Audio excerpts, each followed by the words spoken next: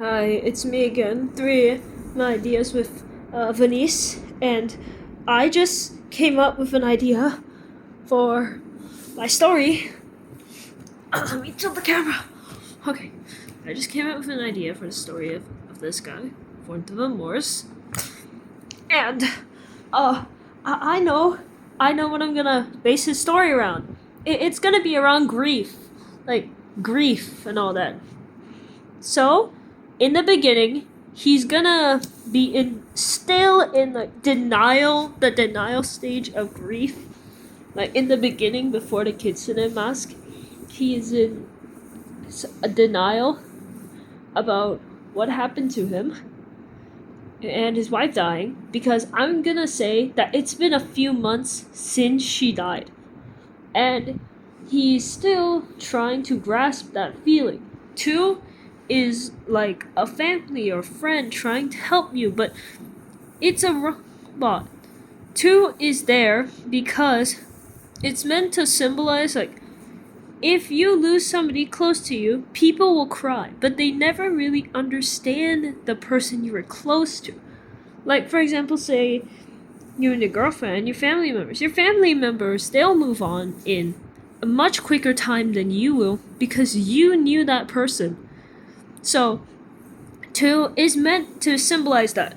And when they get to the mass festival, he's still in denial about all this, and he was just confused.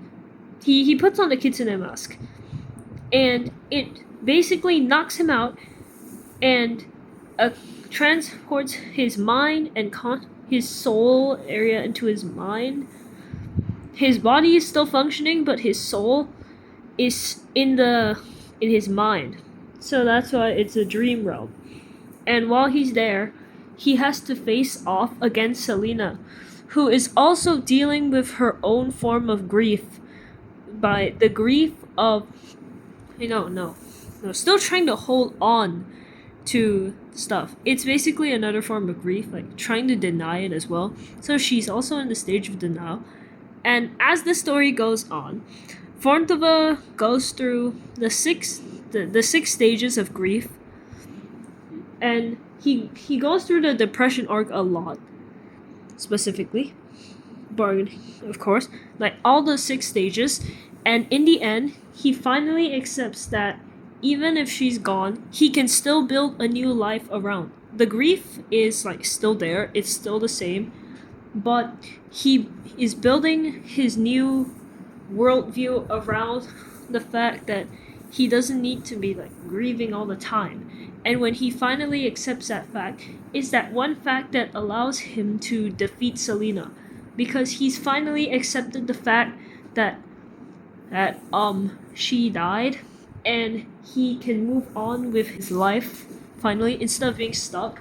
But Selena is still in like the first no she's in the third phase now, so she's trying to bargain about almost losing Lancia because of her story and all that, which I will be talking about in another 3am rant video. He challenges her to a duel and breaks and almost kills her, which shatters her idea of being able to keep Lancia alive eternally in this world, because if she can die, Lancia can also die. And at that point, she goes into the fourth stage, which is depression, and she doesn't know that she doesn't know if she will be able to protect Lancia and keep her alive. But Fórntva is in the final stage, acceptance, and he realizes that even if this is all in his mind, in the truth, no, scrap that. And he realizes that we don't have to deal with grief alone when we can deal with it together and help each other with grief. Yeah, this is gonna be a friendship is magic thing. It's gonna be My Little Pony. Anyway, so like his flaw is that he's way too like kind, like generous to other people. He's like way too kind, and he's careless. He's also careless and he's shy. Very shy. So it's very hard for him to like understand or talk to other people about this, making him the perfect main character for this. Of course, I will be making. Huh? Alright, my bad. Okay. Okay, Alright, um, so after that, he spares Selena, and she tells him how to leave his mind, and him and the mask is gonna be a signifier, like a metaphor for the fact that he tried putting on like a tough mask, but when that mask is ripped off and he finally accepts the fact that she's gone and all that, his the switch flips, and now he's back in real life. But the thing is, in the hospital, even though it all happened in his mind, when he looks at his body, like head to toe, it's all covered in scars, which is a metaphor for the fact the pain will never leave him and will always be embedded. But even still, he can continue living a new life, even with the grief still being there.